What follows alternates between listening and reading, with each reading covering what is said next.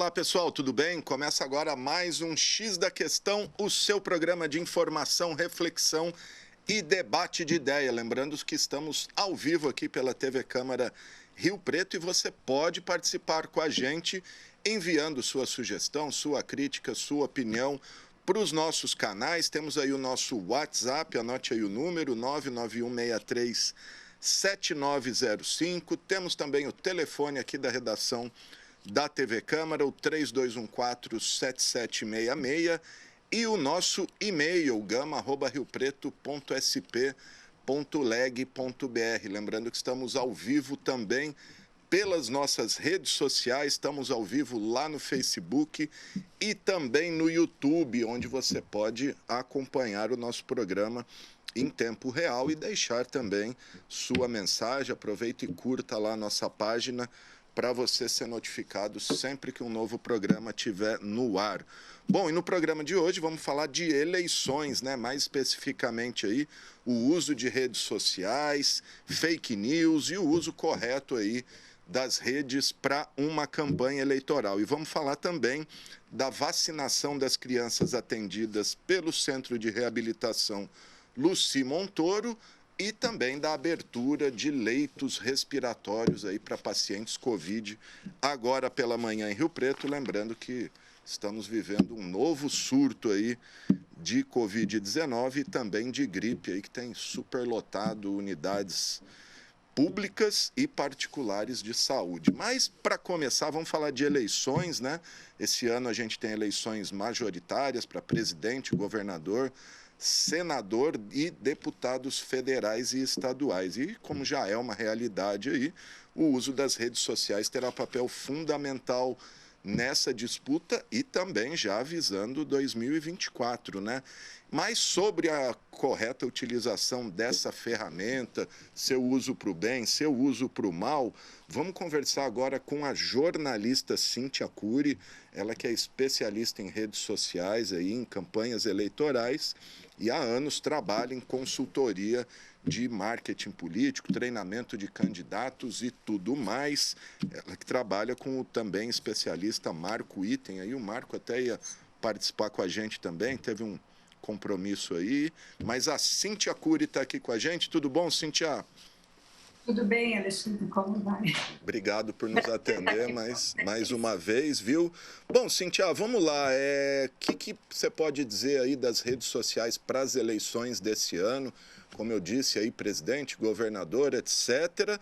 Lembrando que a gente teve o fenômeno Bolsonaro há 4 anos, né? Se elegeu praticamente aí por meio de WhatsApp, rede social e tudo mais. O que a gente pode esperar para esse ano, Cíntia? Obrigado mais uma vez.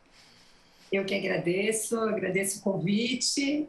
O Marco pediu desculpas, mas realmente não pôde participar. Na próxima, com certeza, ele estará aqui com a gente.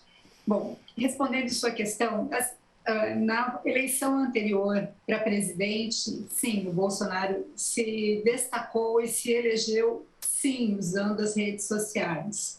De lá para cá, o meio político acordou para a importância dessa ferramenta, né, para se comunicar, para se relacionar com as pessoas. Porém, acordou para a importância, mas nem todos, infelizmente, para o uso correto das redes sociais, né? Então, a gente vê que tem muito candidato, inclusive à presidência da República, que nesse tempo todo não se preocupou em dominar o uso das redes sociais, nem se apropriar dessa ferramenta para fazer a campanha eleitoral. Então, a gente vê, por um lado, alguns candidatos que vão se destacar novamente pelo uso das redes sociais nessa eleição e alguns candidatos que, infelizmente, vão ficar bem para trás na disputa também por não ter construído esse relacionamento, né? A gente sempre começa explicando que rede social é relacionamento, são canais de relacionamento. E ainda tem políticos que usam as redes sociais como se fosse mídia tradicional, TV, rádio, jornal, enfim, ou como se fosse um grande blog. Não é isso, é uma maneira de você estar próximo das pessoas. Quem entendeu e quem usa isso de forma profissional e adequada tende a se sair muito melhor nas eleições, inclusive, porque quando você se relaciona com o maior número de pessoas, é lógico que você consegue transmitir com mais tranquilidade a sua mensagem, você consegue encontrar os seus nichos, você consegue encontrar os meios onde aquele discurso que você tem, as suas propostas, a sua maneira de ser e tudo mais, é fértil. Você consegue encontrar esses grupos onde você consegue levar essa mensagem e receber um feedback. Então, quem usa as redes sociais dessa maneira tende a ter uma campanha eleitoral mais tranquila e mais bem-sucedida, porque consegue levar de verdade a mensagem para as pessoas, não depende unicamente das mídias tradicionais, né? Cíntia, claro que cada caso é um caso e cada rede tem a sua especificidade aí, Facebook, Twitter, etc., Instagram, mas de uma maneira geral, o que seria o uso correto quando você fala uma rede de relacionamento? Dá alguns exemplos para a gente, não é só usar ali 3 meses antes da campanha e pedir voto, né? Não, não é nada disso. Se você entrar 3 meses antes da campanha para pedir voto, você já fracassou já no perdeu, uso das redes sociais, né? Como eu falei, é relacionamento. Então, é uma construção. Você precisa estar lá, você precisa encontrar as pessoas que querem conversar com você sobre determinados assuntos, né? Então, a gente vê, e quem faz o bom uso das redes sociais para uma campanha como essa de presidente, deputado, senador, enfim, governador, não pode se restringir a uma ou 2 plataformas. É diferente de uma campanha municipal. Na campanha municipal, você vai naquelas redes sociais que o seu nicho ou que o seu potencial eleitor usa.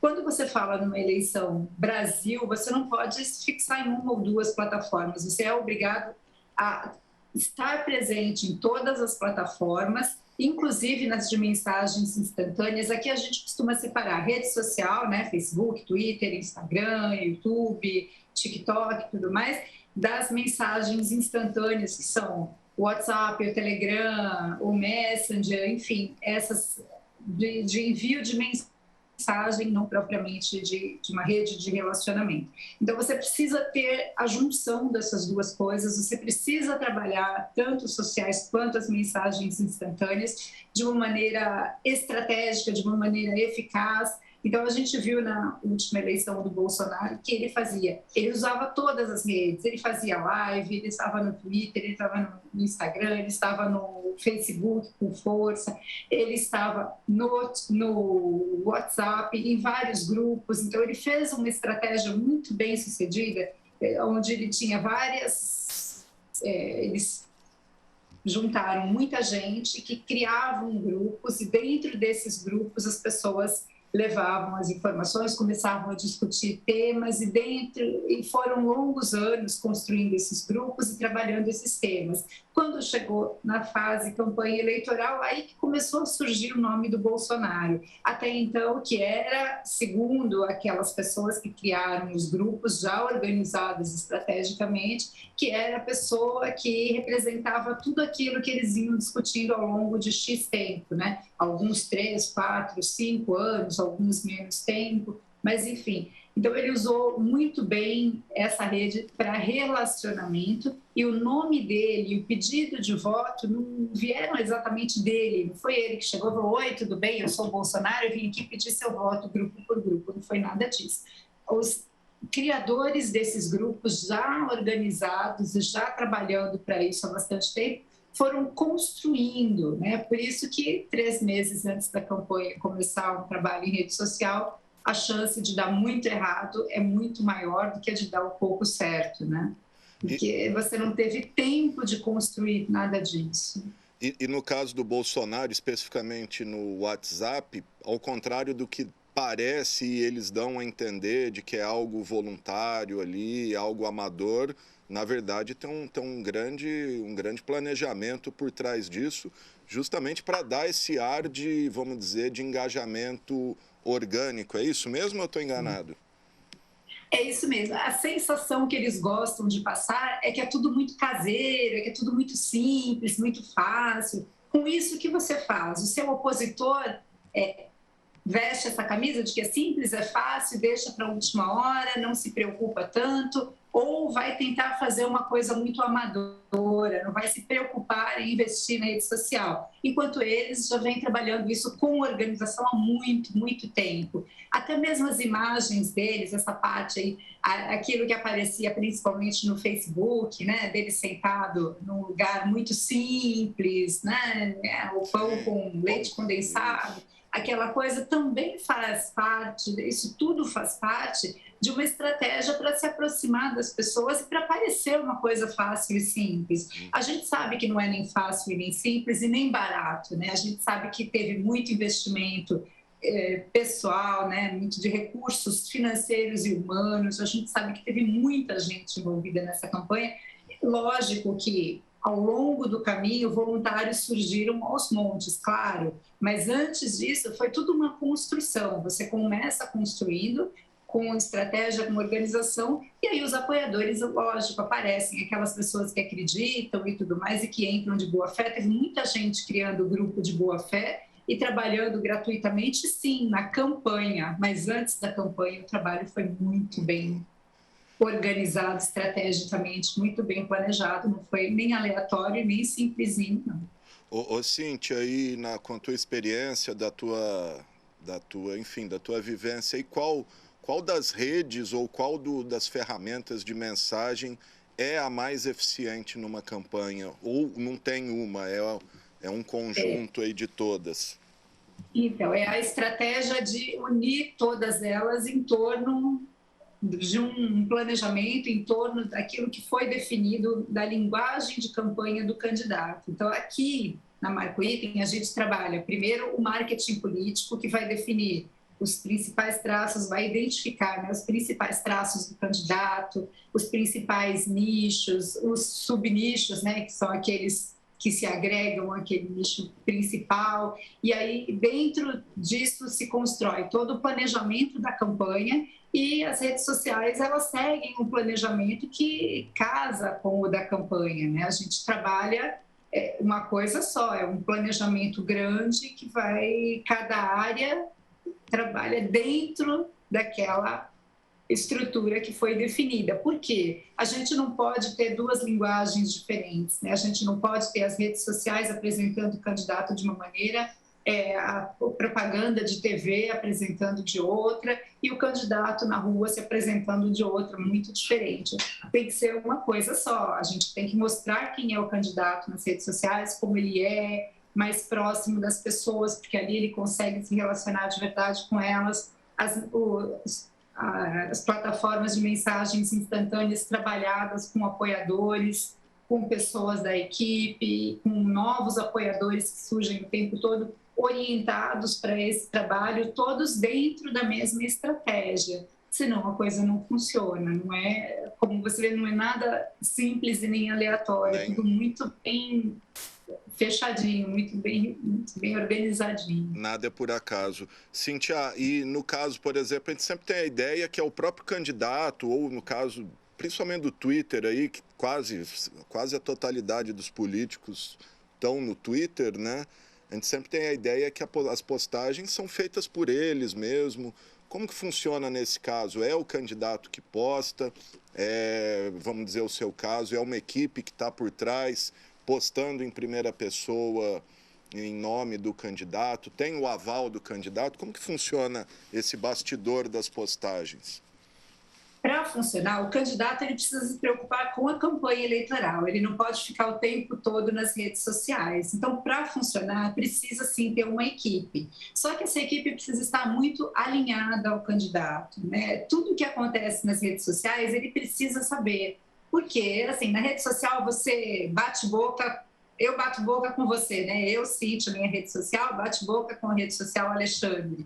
A gente teve ali uma discussão. Daqui a pouco ele vai entrar aqui na TV Câmara, né? E vai conversar com você. Ele precisa saber o que foi discutido, ele não pode não estar por dentro daquilo que aconteceu, mesmo que tenha sido uma discussão feita por um assessor mais próximo, mais distante, por uma pessoa da equipe. Ele precisa estar ao par do que acontece, ele precisa conhecer, ele precisa entender, ele precisa saber o que está acontecendo, como ele está se relacionando com as pessoas. A gente tem candidatos que gostam, sim, de estar no Twitter. Então, eles entram, eles participam e tal. E a gente tem candidatos que raramente acessam as redes sociais, né? Eles dão uma olhadinha ali de vez em quando, porque o dia a dia, a agenda, raramente tem esses buracos que permitam estar o tempo todo nas redes, mas eles também participam ativamente, eles sabem todos os dias, o tempo todo, dependendo da urgência da questão e tal, eles são informados, eles são consultados muitas vezes para as respostas, para a linha que a gente está adotando ali, se está de acordo com aquilo, porque a rede é uma questão pessoal, né? Ela é muito próxima, é a sua opinião, é a sua personalidade, é o seu jeito. Então, a gente não pode ter uma equipe fria cuidando das redes sociais e o candidato nem sabe o que acontece. É exatamente o oposto, ele precisa estar em contato o tempo todo, a ponto do presidente ter o filho dele como o grande gerente de redes sociais, que é uma pessoa de extrema confiança, muito próxima, sabe como ele é, sabe como ele pensa, conhece muito bem a personalidade dele, consegue imprimir a personalidade dele nas redes e consegue dar o feedback para o presidente o tempo todo, a ponto dele, numa entrevista, conversar e comentar com alguém ali alguma coisa que aconteceu nas redes sociais, né? Então, assim, eu imagino que o presidente esteja presente nas redes sociais, até mais que alguns outros candidatos que a gente trabalha aqui, mas ele também tem um feedback muito próximo, muito constante para saber o que acontece nas redes. Muito Tanto bom. que mostram mesmo o jeito dele e não de outra pessoa, né? Consegue personificar a pessoa ali, mesmo sendo terceiros. Bom, gente, estou conversando com a Cíntia Cury, jornalista, especialista em rede social para políticos, marketing eleitoral e tudo mais. Cíntia, eu vi uma live de vocês, uma palestra, não sei direito, acho que um vídeo mesmo ali, um curso ou alguma opinião do escritório aí de vocês, que a eleição desse ano vai mostrar na municipal quem tem fôlego para 2024. Como é que é isso? Como que essa força é medida? Fala para a gente um pouquinho disso. Esse vídeo que você diz está no canal Marco Item Marketing Político do YouTube. É um canal que o Marco atualiza diariamente com informações, dicas. Então, você aí que está assistindo e que vai para a campanha eleitoral, ou este ano, ou daqui 2 anos, ou daqui 4 anos, vale a pena procurar o canal no YouTube, Marco Item, com N de navio no final, Marketing Político, e assistir os vídeos, porque ele traz muitas dicas, muitas informações para os candidatos. É um canal para candidato mesmo, primeiro político. Então, nesse vídeo, ele explica o seguinte, que as pessoas, neste momento, nós vamos eleger os deputados, nós vamos eleger os governadores, o presidente e tudo mais. Nos municípios, a gente vai ter muita gente trabalhando em prol daquele candidato, né? E isso vai mostrar a quantidade de votos para cada um desses candidatos trabalhados nos municípios e também a exposição, a força, a maneira de se colocar de cada um desses vetores aí, dessas equipes que vão trabalhar com os candidatos que hoje estão no município, ou são vereadores eleitos, ou são prefeitos eleitos, ou foram candidatos que não se elegeram, ou pretendem se reeleger na próxima eleição, eles estarão trabalhando para alguns candidatos nesta eleição. E a partir desse resultado dessa eleição, a gente vai ter ideia aí de quem conseguiu atingir de verdade, quem conseguiu alcançar o eleitor de verdade, né? Quais foram os discursos. Então, isso tudo, o Marco, na parte do marketing político, ele trabalha muito essa questão aí do municipal na campanha estadual, na campanha nacional.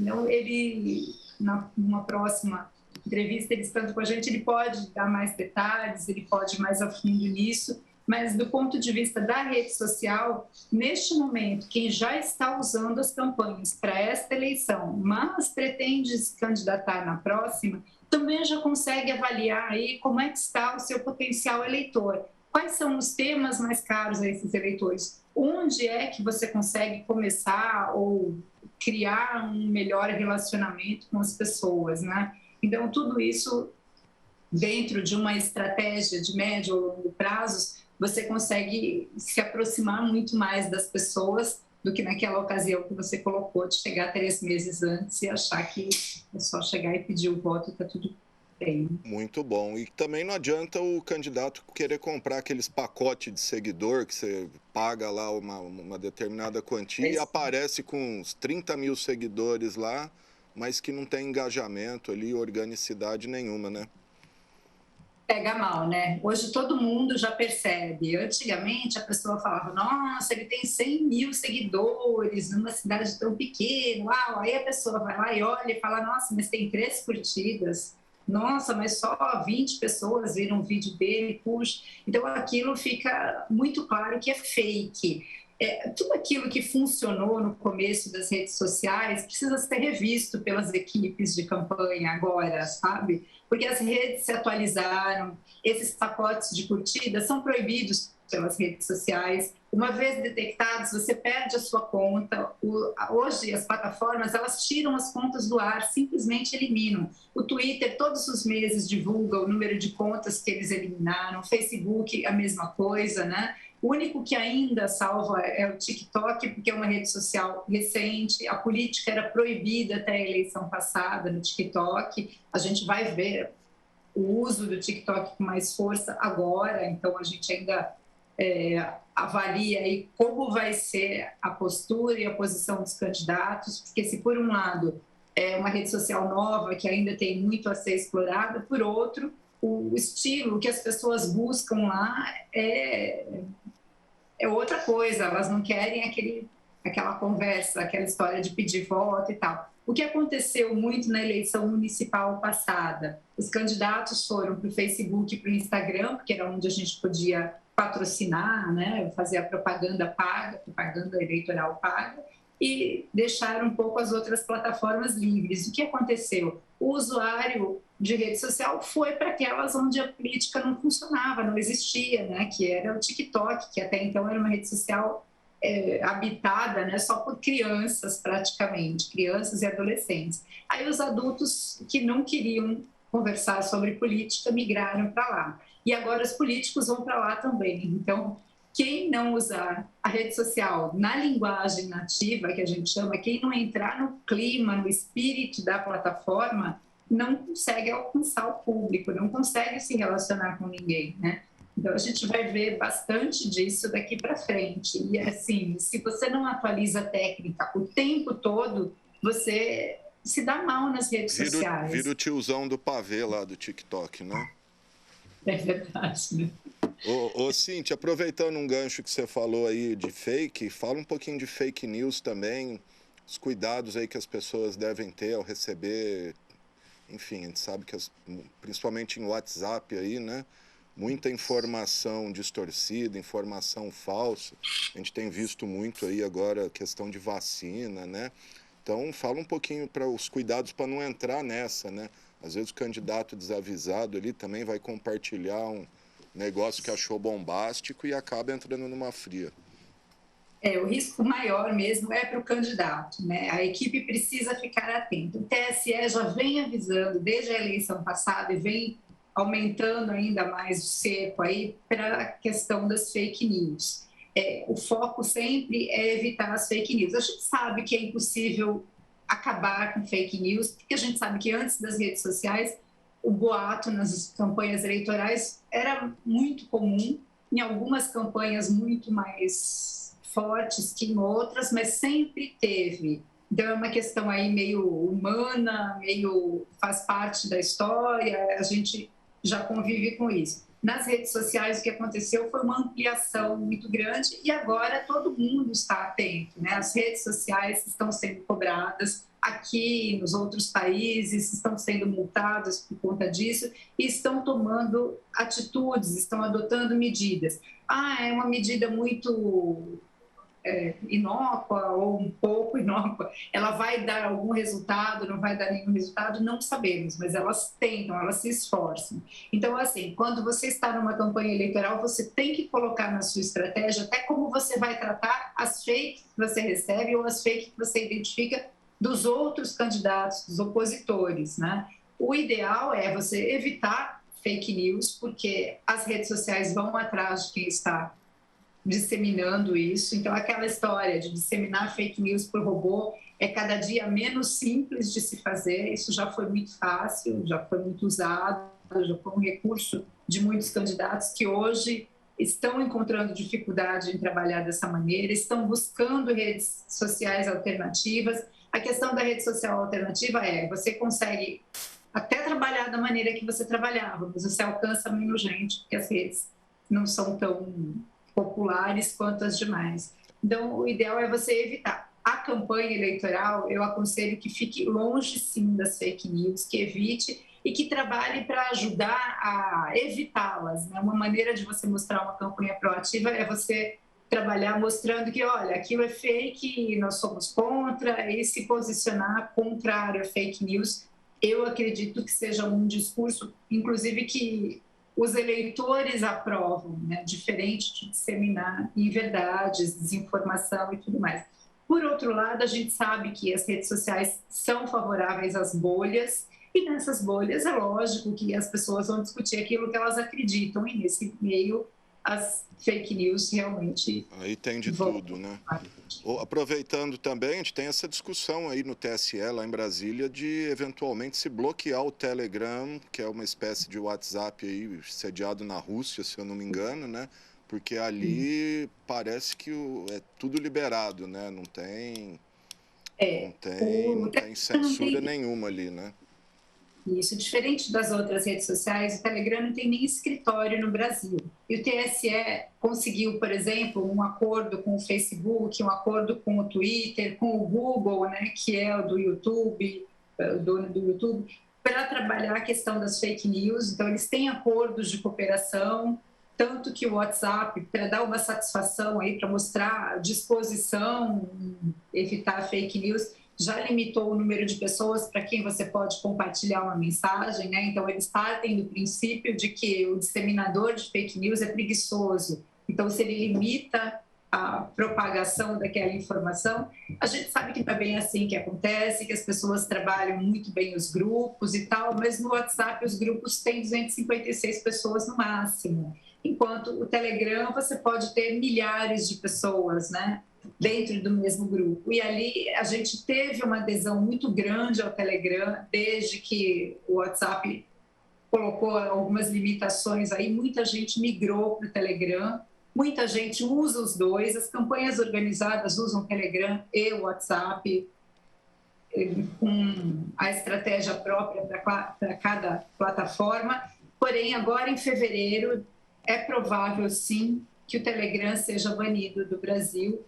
Vai ter uma briga grande aí, porque, por um lado, os candidatos vão chiar e tudo mais, mas vai ter a discussão em cima de disseminação de fake news, de uma empresa que não tem escritório no Brasil. Eles estão baseando a decisão de um possível banimento em cima do fato de não ter representação no Brasil. Mas a questão por trás disso é, sim, a disseminação de informações falsas e a falta de posição da plataforma com relação a isso. A plataforma até hoje não se posicionou, nem respondeu nem para o Brasil, nem para outros países que também fizeram esse questionamento. Então, assim, o que acontece na plataforma e ponto. Ninguém fala nada sobre ela. Então, é possível que alguns países aproveitem o momento para dar uma cortada no Telegram.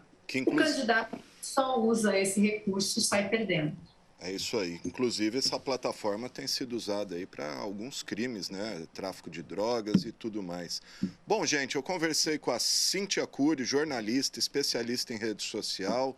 A gente ainda vai falar bastante esse ano com a Cíntia, com o Marco Item, né? Que é o consultor de marketing eleitoral, também trabalha com a Cíntia, ia participar com a gente hoje, não pôde.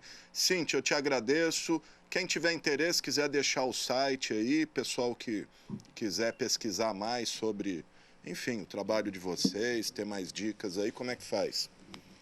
Então, o nosso site é o www.marcoitem, com N de navio no final, .com.br. Mas, se quiser entrar em contato com a gente, pode deixar o WhatsApp, Pode, ficar à vontade. É 11 94592 1900. Ou então o 11 99604 9007, que esse aí é o de redes sociais. Maravilha. Só entrar ali no Google, põe lá Marco Item, que vai facinho, né, Cíntia? Obrigado, viu? Eu que agradeço. É isso Bom aí, dia. gente. Maravilha, muito obrigado a Cíntia Cury, falando um pouquinho de rede social agora em ano eleitoral. Bom, gente, vamos dar sequência aqui, que como eu disse no começo do programa, para desafogar aí a Santa Casa, principalmente, que interna os pacientes SUS em Rio Preto, a Prefeitura reabriu a unidade de internação básica para doentes respiratórios, como Covid, lá na unidade do Fraternidade. São 10 leitos, com possibilidade ainda de ampliação de mais vagas e novas unidades aí. A TV Câmara teve lá de manhã, Thaís Machado.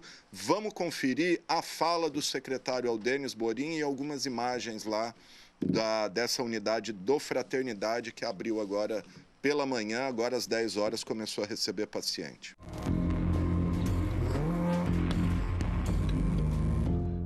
Aqui nós trabalharemos com os pacientes leves e moderados. Leves com comorbidade, que precisam de cuidados especiais, e os moderados, aqueles que não estão entubados, mas que precisam de oxigênio e assim por diante, ficarão aqui.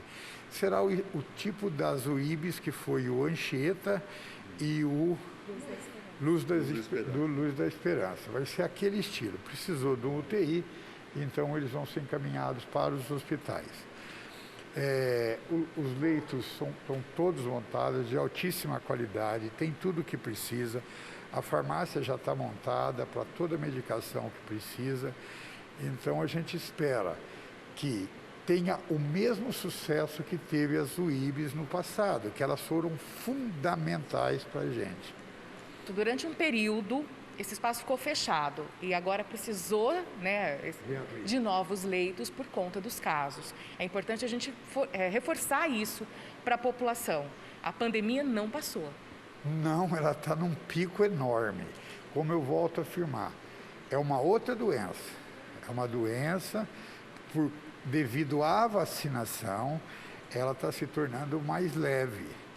Só que você tem que imaginar que ela principalmente está acometendo na terceira dose, quem tem terceira dose, de maneira muito branda. Aí você fala, mas está tendo um aumento de mortalidade leve, mas está tendo. Esse aumento está ocorrendo porque o número de pessoas cresceu muito, né? Então nós chegamos no nosso pico anterior, fazermos 400, 350 diagnóstico dia positivo. Hoje nós chegamos a 1.200. Triplicou esse número de pessoas. E, obviamente, você triplicando o número de pessoas que adquirem a doença, você vai ter mais internações, mesmo que leve ou moderada, e vai ter também, obviamente, mais óbitos, né? Que são aquelas pessoas, por exemplo, de 91, 94, 98 anos nós tivemos recentemente, são pessoas que têm realmente uma capacidade de resposta à doença muito baixa. Por todos esses motivos, os cuidados que a gente já conhece devem ser mantidos. Nada mudou com relação aos cuidados. O máximo possível.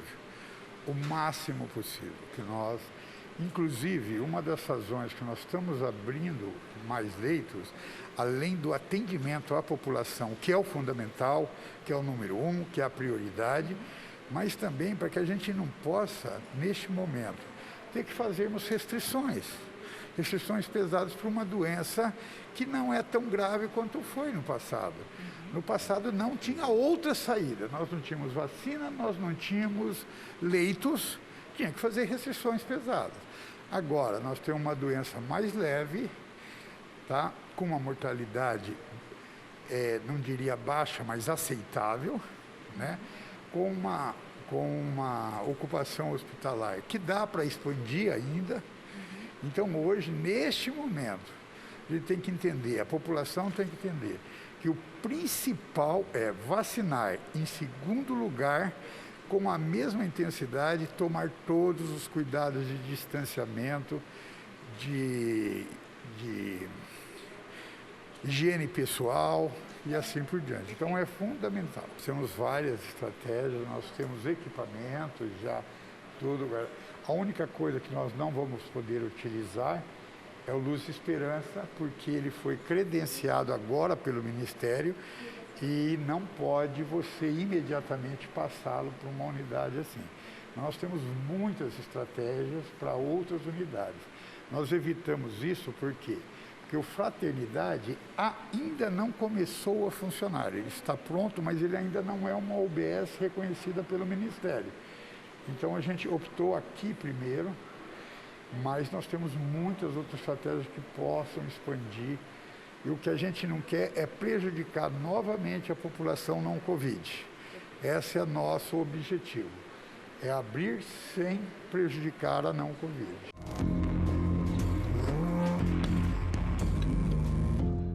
Bom, tá aí, gente, a fala do secretário Aldênis Borim, falando aí das estratégias do município e também lembrando da importância de vacinação até para evitar que novas medidas aí restritivas sejam impostas, né? Que é tudo o que a gente não quer, que a gente quer, tudo siga normal, que as pessoas se vacinem e se preservem aí para esperar esse pico de casos passar. Mais informações você confere ao longo da nossa programação, porque agora vamos falar do Centro de Reabilitação Luci Montoro, né, que tem sido um instrumento importante e fundamental para a recuperação e reabilitação de pacientes com sequelas da Covid e iniciou agora a campanha de vacinação dos seus pacientes, inclusive adotando a campanha do governo do estado, que está usando a galinha pintadinha, que agora chama galinha vacinadinha. Mas sobre isso, vamos falar agora com a diretora do Luci Montoro, a doutora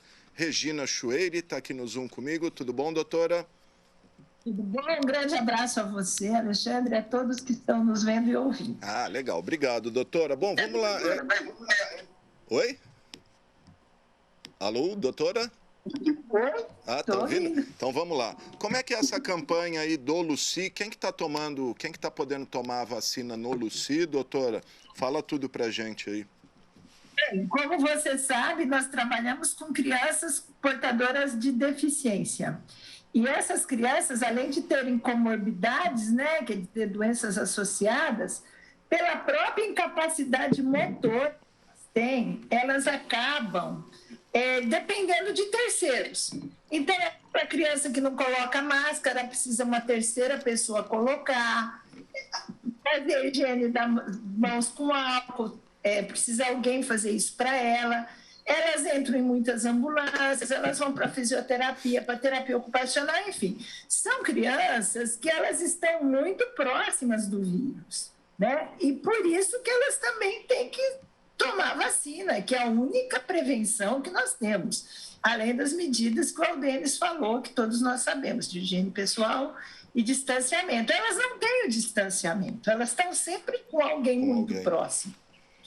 Por isso que a gente, em parceria com a Prefeitura e com a FUNFARM, nós abrimos uma sala de vacina, a sala de vacina com a galinha pintadinha, com higiene, com lanchinhos, enfim, para que essa criança que vai lá na Rede Luci, ela possa, com todo o conforto, sem barreira arquitetônica, ela ser vacinada, imunizada. O que aconteceu é o seguinte, nós tivemos uma limitação importante, que foi até uma certa decepção nossa na sexta-feira. Porque aconteceram, analisando hoje, friamente, na segunda-feira, a gente teve uma baixa adesão. Nós temos 123 crianças em tratamento, das 123, 40 confirmaram, e no dia, na sexta-feira, só 5 apareceram. E o que foi? Hoje, analisando com as assistentes sociais, que a gente fez um rastreamento, algumas pendências. Uma, aquela notícia de Lençóis Paulista, quer dizer, esse fake news, que eu falo que é pior que o vírus, porque para o vírus tem a prevenção que é a vacina e os distanciamentos todos, e para fake news a gente no Brasil não está conseguindo resolver isso. Então, assustou muito algumas mães, muitas mães ficaram assustadas e não levaram. Outras que estavam lá não quiseram utilizar da vacina. E outras resolveram vacinar na própria cidade, porque o Plano Nacional Estadual acabou abrindo para todos os municípios, e nós atendemos 120 municípios do estado. E também o problema que nós estamos enfrentando, assim, em primeira mão para você, os pacientes não estão vindo, nem os adultos para o Luci, um número muito pequeno. Por quê? Os motoristas das ambulâncias estão com Covid ou estão com suspeita. Então, a gente está tendo um problema sério de adesão aos tratamentos. Então, esses 3 fatores acabaram justificando isso. Aí, hoje, o que aconteceu? A sala de vacinação foi para um outro lugar lá dentro do complexo FUNFARM. Até porque tem as outras crianças do HCM, né, que é o Hospital da Criança e Maternidade. Mas foi isso que aconteceu. Então, a gente vai continuar estimulando essas crianças. Por quê? Porque a partir de 1º de fevereiro, nenhuma criança que faz programa de reabilitação no Luci Montoro vai poder frequentar o centro sem estar vacinada. Vai ser obrigatória a vacina. Doutora, e além das fake news aí, lamentáveis, como a senhora já disse, e outras que vacina é experimental, um monte de bobagem, a gente teve uma nota supostamente técnica do Ministério da Saúde, lamentável também, né? Desacreditando a vacina e voltando àquela história da cloroquina. Bem, eu vi essa nota técnica, até também me manifestei. Nós, profissionais de saúde, está rolando um abaixo-assinado.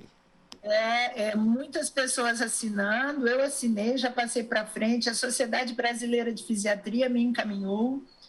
E eu achei que depois de 2 anos de pandemia, a gente se deparar com esse tipo de coisa, né? Voltando para trás, lá na época da hidroxicloroquina, um absurdo. Assim como também eu acho que o nosso ministro, ele é cardiologista. Ele foi presidente da Sociedade Brasileira de Cardiologia. É o teto máximo que um profissional com alguma especialidade chega. Eu sei porque eu fui presidente da Sociedade Brasileira de Fisiatria, né? Então, ele sabe que o que aconteceu lá em Lençóis Paulista é uma doença genética que é a síndrome de Wolff-Parkinson-White, que não tem nada a ver com a vacina. Então, é uma doença cardiológica genética e ele não vira público falar sobre isso, sendo ele um ex-presidente da Sociedade de Cardiologia, ele deveria ser expulso da sociedade. Aliás, existem vários cardiologistas pedindo isso. Pedindo a expulsão dele, né? Mas... Agora, o que move essas pessoas? Qual o interesse delas em desacreditar a vacina? O que elas ganham com isso? Elas estão indo contra quem? A senhora consegue entender, ter alguma explicação para isso?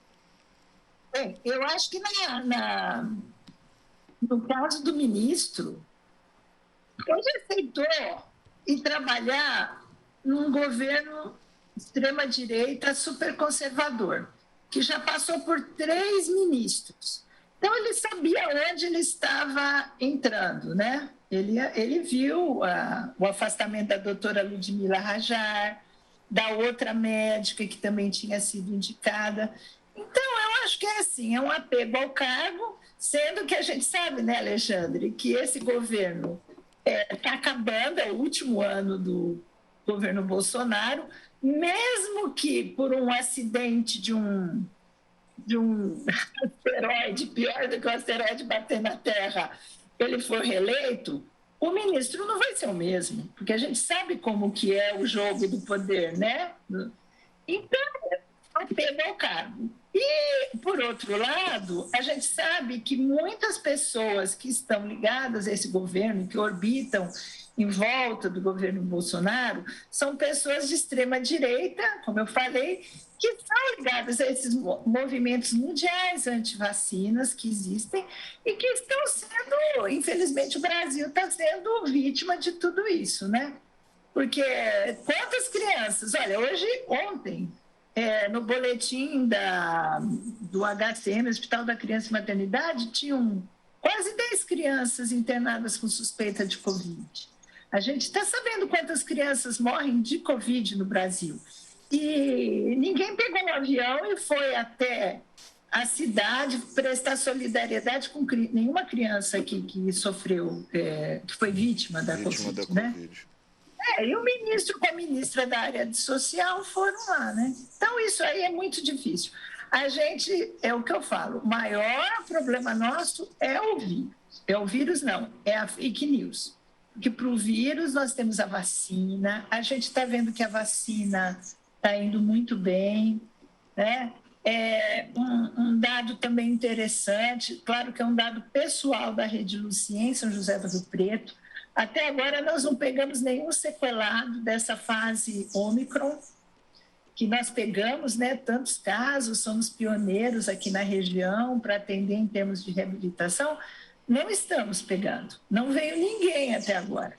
Então, a vacina tem respondido muito bem a esse aumento dos casos, né? Nós estamos no número pequeno de mortes, todas lamentáveis, mas as internações também aumentaram, mas não na mesma proporção do número de casos. E acho que todo mundo conhece alguém que teve Covid agora, depois do Natal, e está bem, né? Sim, aqui na Câmara mesmo, um monte de gente pegou, mas todo mundo vacinado, 1 semana, 4 dias, está tudo certo.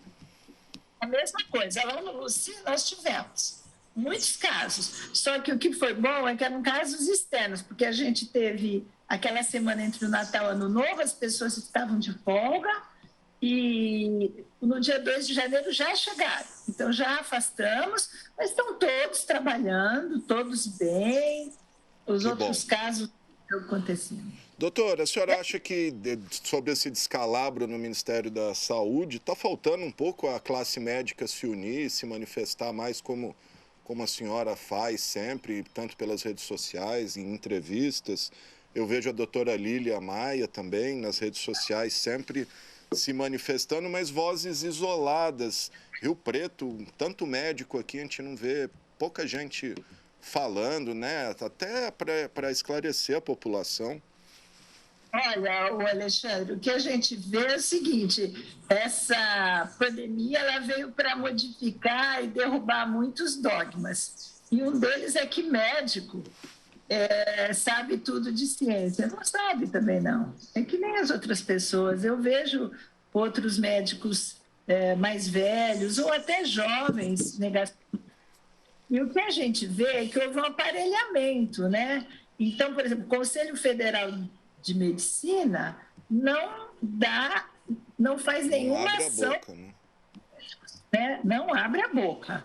Isso mostra também que o Conselho Federal de Medicina não serve para nada, né? Porque ele poderia falar, não está falando, mas também a gente está vendo que as sociedades de especialidades, que têm um peso muito grande, estão se rebelando contra isso. Sim. Então, eu acredito que na próxima eleição dessa parte de Conselho Federal, nós vamos ter grandes mudanças, né? Mas eu conheço um médico que não vacina, viu? Né? Conheço. Lamentável. Infelizmente.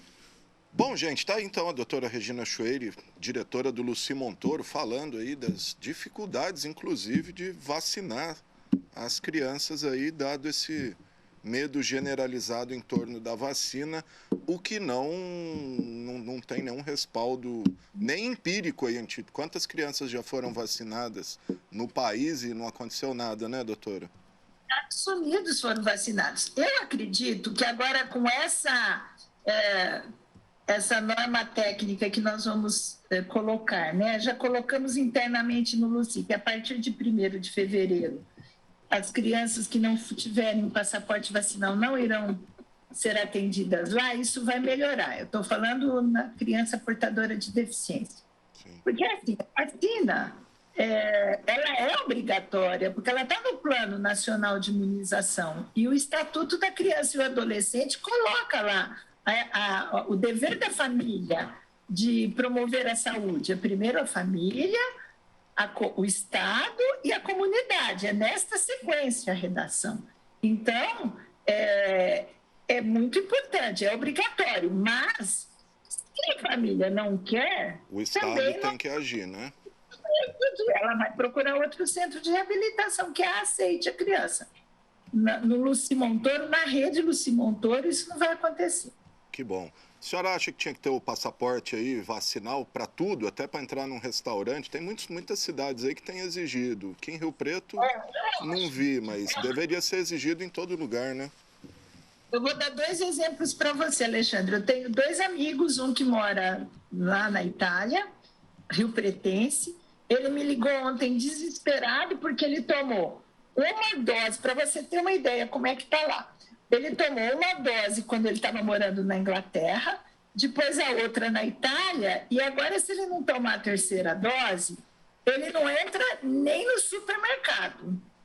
E o tipo de vacina que estava sendo ofertado era de uma outra marca, né? Aí eu pesquisei, conversei com meus pares e falei, não, você pode tomar, não tem problema nenhum. E tem um outro amigo que tem casa em Lisboa, mora aqui lá, em São Paulo e lá, e ele manda sempre as fotos. A cada 48 horas, ele está passando férias lá com o esposo, a cada 48 horas eles têm que fazer um teste para entrar no restaurante, para entrar no supermercado, para entrar no museu, para entrar Qualquer no ônibus. coisa, né? Então é isso que eu acho que tinha que acontecer. É isso aí. Doutora, obrigado. Quiser falar mais alguma coisa, deixar algum recado, fica à vontade.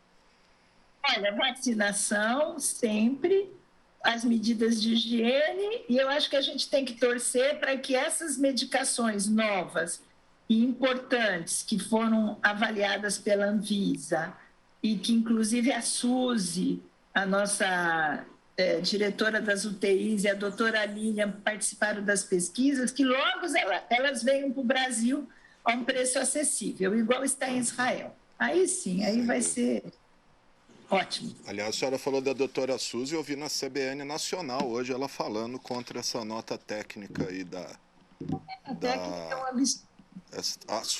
A nota supostamente técnica, né? Eu acho que eles vão alegar que aquela planilha que eles fizeram, aquela tabelinha onde está sim, não, que foi digitado errado. Você vai ver que o final dessa história vai ser isso. Inverteu, né? Eles colocam. Doutora, obrigado, viu? E no final do programa a gente termina aí com o clipe da galinha vacinadinha. Obrigado, doutora. Obrigado, uma boa semana. Muito obrigado, Regina Schweire, diretora do Luci Montoro. E, logo mais, daqui a pouquinho, às 4 horas da tarde, a Câmara recebe o secretário de Saúde, Aldênis Borim, para falar sobre essas ações do município no combate à nova onda de Covid, que tem, como já dissemos, lotado enfermarias e leitos de UTI, inclusive com recordes diários aí de novos casos, a patamares dos piores dias do auge da pandemia, em meados do ano passado, né? Inclusive, na última quinta-feira foram divulgados os dados de Covid no município. Em uma semana, mais de 7 mil casos e 6 mortes. Vamos conferir os detalhes aí, que agora a Secretaria divulga apenas uma vez por semana, às quintas-feiras, os números de Covid em Rio Preto.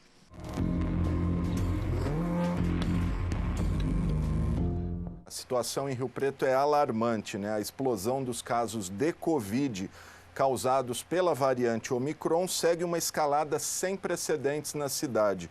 Vamos aqui à tela, em apenas uma semana, Rio Preto confirmou 7.494 casos de Covid-19, com 6 mortes.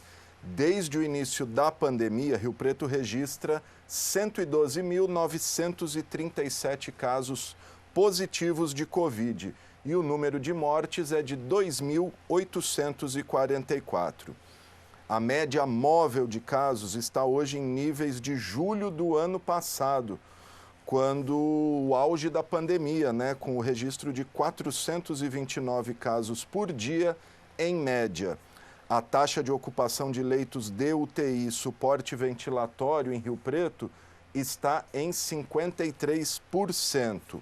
E a cidade conta hoje com 342 pacientes internados por síndrome respiratória aguda grave, que inclui casos Covid e não Covid, dos quais 112 estão em UTI e 230 em enfermaria. Entre esses 342 pacientes internados, 85 tiveram confirmação de Covid-19, sendo que 33 estão em UTI e 52 em enfermaria. Lembrando que, além dos casos de Covid, Rio Preto enfrenta um surto muito forte de gripe causado pelo vírus influenza H3N2. E justamente por isso, e para desafogar as unidades básicas de saúde e unidades de pronto atendimento, a saúde segue o atendimento de pacientes respiratórios com sintomas leves no centro de atendimento respiratório, no complexo da Swift, esse atendimento que vai todos os dias até a meia-noite, né, de segunda a sexta-feira, mas com fechamento dos portões após o esgotamento das senhas, que não tem um número aí certo, né? Depende do dia, da demanda e do tempo estimado de atendimento. E a situação do hospital de base é ainda mais dramática. O HB tem 86 pacientes com Covid internados em enfermaria, para apenas 40 leitos. Ou seja, tem mais paciente do que leito Covid no hospital de base. Isso quer dizer que pessoas com Covid estão em leitos não específicos para Covid.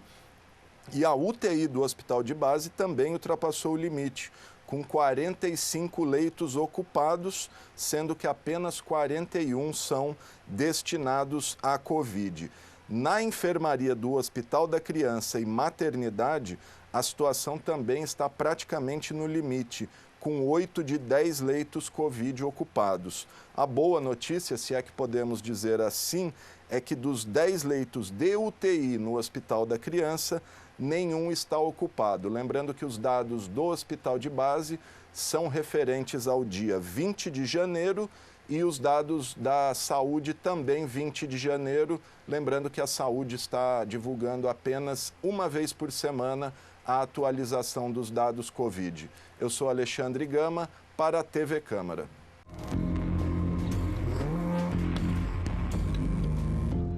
Bom, isso aí, gente. E até por conta desse número de casos, como já dissemos, a Prefeitura resolveu abrir mais 10 leitos ali no Fraternidade. Já mostramos aí as imagens do local e a fala do secretário Aldenes pedindo a colaboração da população para que todo mundo complete o ciclo vacinal, 2 doses e dose de reforço, continue usando máscara, higienizando bem as mãos e evitando aglomeração, que é a principal causa aí de transmissões.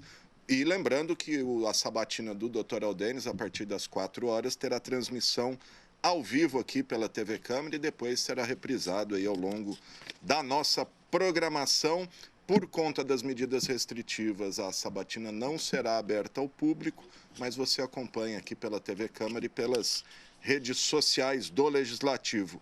E nesta terça-feira, dia 25, a Câmara realiza as primeiras sessões ordinárias de 2022, depois do recesso, né? Vamos conferir os projetos que estão na pauta aí com o jornalista Matheus Camargo.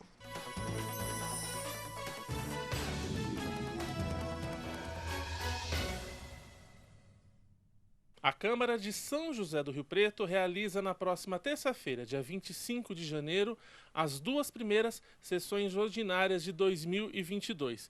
Pela manhã, a partir das 9 horas, os vereadores analisam uma pauta de 7 itens. 4 deles são projetos de lei. De autoria do presidente da Câmara, o vereador Pedro Roberto, será analisada em segunda discussão a matéria que determina a divulgação dos animais disponíveis para adoção no site e redes sociais da Prefeitura. Também, em segundo turno, os vereadores deliberam sobre o projeto de Rossini Diniz, que corrige nome de via pública. Já em primeiro turno, entra na pauta a proposta de Cláudia de Júli. A medida dispõe sobre a instituição do programa Banco de Ração no município. Uma proposta do vereador Júlio Donizete também será apreciada em primeira análise. A matéria institui o passe livre no transporte coletivo municipal aos pacientes pré- e pós-transplantes que estejam em situação de vulnerabilidade. A primeira sessão de 2022 também vai contar com análise de 3 vetos totais. Eles são relacionados aos seguintes projetos: de Bruno Marinho, que adiciona parágrafo ao Código Sanitário Municipal. A proposta está relacionada ao tipo de punição estabelecida em casos de infrações sanitárias com risco baixo ou moderado. Nessas situações, o projeto determina que o autuado não seja reincidente e seja apenas penalizado com advertência. De Júlio Donizete, que dispõe sobre o parcelamento de multas aplicadas pelo poder público a estabelecimentos comerciais pelo descumprimento de medidas sanitárias de enfrentamento à Covid-19. E de Odélio Chaves, que assegura ao cônjuge ou convivente do consumidor de serviços públicos o direito de solicitar a inclusão de nome nas faturas de consumo.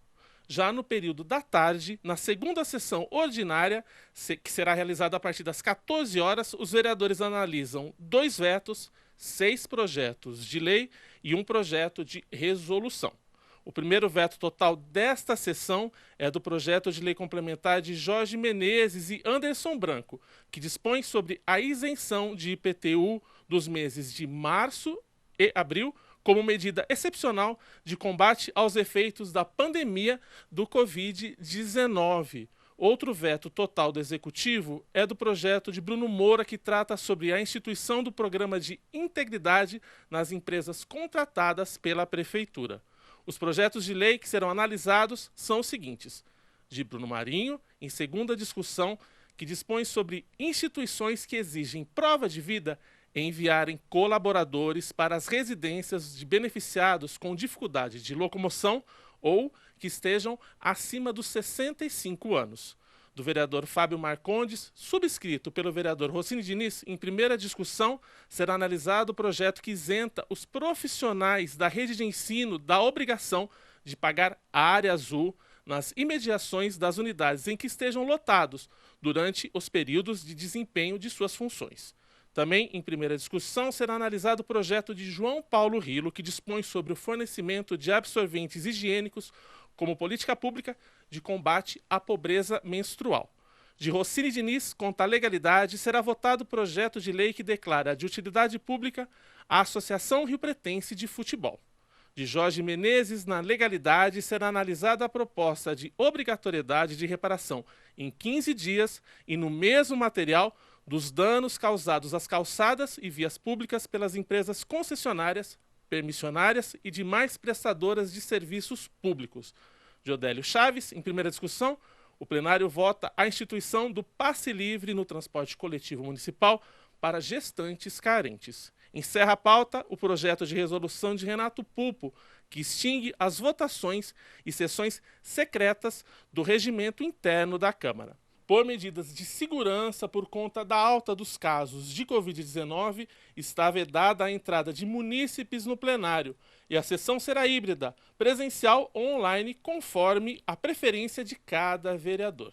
As sessões têm transmissão ao vivo pela TV Câmara, canal 4 da NET e 28.2, sinal aberto e digital para toda a região de São José do Rio Preto. Matheus Camargo, para a TV Câmara, o canal do Legislativo.